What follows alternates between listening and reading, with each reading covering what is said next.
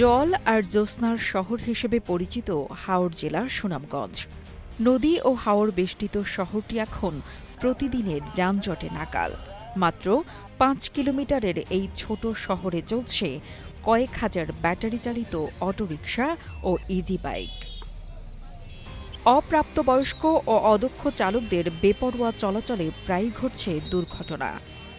আহত ও নিহতের ঘটনাও বাড়ছে।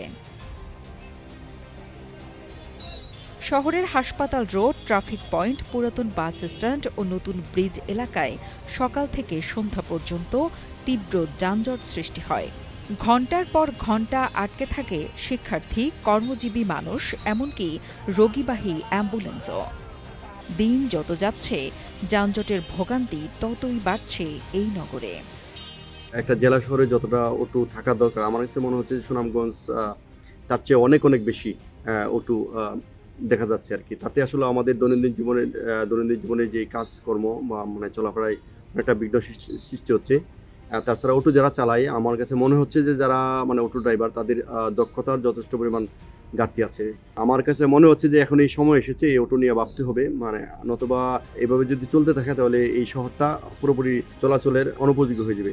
অনিবন্ধিত এবং লাইসেন্সবিহীন যেই অটোগুলা শহরে চলাচল করছে, আমরা প্রশাসনের কাছে দৃষ্টি আকর্ষণ করব, এই অনিবন্ধিত এবং লাইসেন্সবিহীন এই অটোগুলাকে আপনারা একটু দৃষ্টি নেন, যাতে এই শহরে চলাচল না করতে পারে।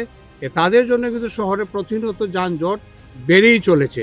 এবং আপনি একটি জিনিস লক্ষ্য করবেন, আপনি যদি অটো চালকের দিকে আপনি তাকান, না নাই ওদের লাইসেন্স এবং না নাই তাদের বয়স, যে প্রাপ্ত বয়স হবার আগে দেখবেন একজন অটো চালক হয়ে গেছে। এইটি আসলে একটা বিরাট বড় একটা সমস্যা। প্রতিদিন বিপুল সংখ্যক অটোরিকশা শহরের বিভিন্ন দোকান, বাসাবাড়ি ও চার্জিং গ্যারেজে অবৈধভাবে চার্জিং সিস্টেম চালু করায় বিদ্যুতের উপর বাড়তি চাপ পড়ছে। এতে লোডশেডিং বেড়ে ব্যাহত হচ্ছে স্বাভাবিক জীবনযাত্রা। যানজট আর বিদ্যুতের এই দ্বিগুণ সংকটে ভোগান্তি বাড়লেও কার্যকর উদ্যোগ নেই বলে অভিযোগ নগরবাসীর। জীবনের সব আয়োজন এখানে একসাথে। বেপরোয়া এসব যানবাহনকে দুর্ঘটনার জন্য দায়ী করলেন সুনামগঞ্জ জেলা ও দায়রা জজ আদালতের public prosecutor advocate Mallik Moinuddin Sohel. অনবন্ধিত অটোরিকশাগুলো এলাকায় ভোগান্তির সৃষ্টি, বিশেষ করে যানজট, এবং বিশেষ করে এই যানগুলো আমাদের চলাচলে বিঘ্ন ঘটায় এবং স্বাভাবিকভাবে এগুলো দুর্ঘটনার জন্য দায়ী। তারা একে তো অনিবন্ধিত, আরও অবৈধভাবে চলাফেরার জন্য যখন কোনো আইন শৃঙ্খলা রক্ষা বাহিনী তাদেরকে অ্যাকশনে যায়, তখন তারা পালানোর চেষ্টার সময় অ্যাক্সিডেন্ট। আমি মনে করি যে অনতিবিলম্বে এই অনিবন্ধিত অটোরিকশাগুলো অ্যাকশনের মাধ্যমে তাদের যাতে রাস্তায় বাইরে না করে তার একটা ব্যবস্থা নেওয়া। আইনশৃঙ্খলা বাহিনী বলছে, নগরে হাজারো অটোরিকশার অবাধ চলাচল এখন ক্যান্সারের মতো ছড়িয়ে পড়েছে।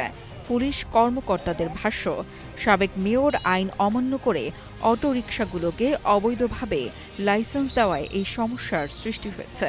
সাবেক যে মেয়র মহোদয় ছিলেন, উনি এই অবৈধ গাড়িগুলোকে উনি বৈধতা দিয়ে গেছেন, এবং যেটা আমি মনে করি এই সুনামগঞ্জ ছোট্ট একটা সুন্দর একটা শহরের জন্য একটা ক্যান্সার আমি মনে করতে পারি না। ইজি বাইকও আমাদের সাবেক মেয়র মহোদয় প্রায় 1300-1400 মতো দিয়ে গেছেন। এই 1300-1400 অ্যাবাউট প্রায় 2600-2700 মতো ইজি বাইক এবং ব্যাটারি রিকশার অনুমোদন দিয়ে গেছেন। তো এই জন্য শহরে প্রায় যানজট লেগে থাকে। আমাদের ট্রাফিক পুলিশ আমরা হিমশিম খাচ্ছি, আবার এর ফাঁকি দিয়ে আবার কিছু অবৈধ গাড়ি ঢোকার চেষ্টা করে।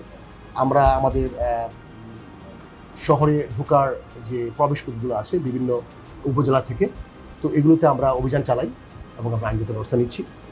যানজটের নাকাল সুনামগঞ্জের মানুষ আজ ক্লান্ত ও বিরক্ত।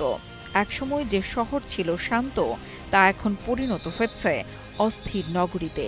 এই পরিস্থিতি থেকে উত্তরণে সচেতনতা ও কার্যকর পদক্ষেপের দাবি নগরবাসীর। সায়েদ হোসেন সবুজের তথ্য ও ভিডিও চিত্রে ডেস্ক রিপোর্ট, কালের কণ্ঠ।